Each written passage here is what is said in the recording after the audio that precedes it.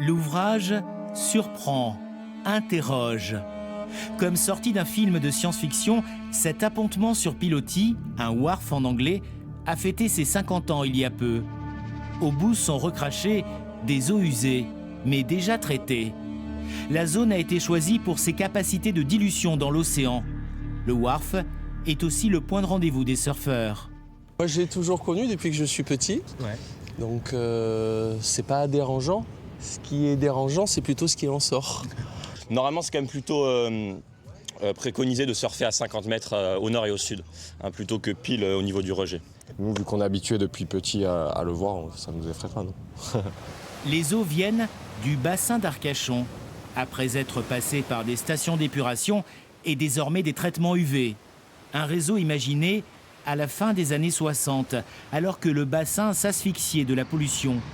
Le wharf a donc son âge et ses canalisations aussi. Stéphane Vrignon est chargé de suivre les travaux de rénovation. La première partie s'achève.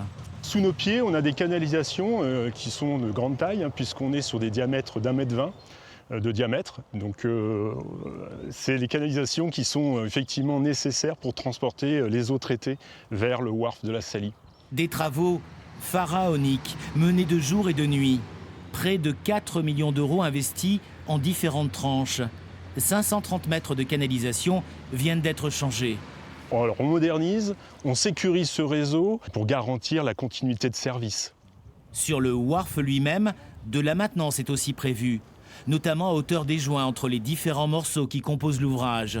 Il bouge, il est en acier, et avec la température, il se dilate, il se rétracte, et sans ces joints, sans de dilatation, il pourrait casser. Ailleurs, en bord de mer, les infrastructures qui rejettent les eaux traitées sont souvent invisibles, enterrées dans le sable. Ici, le wharf affiche sa mission depuis plus de 50 ans.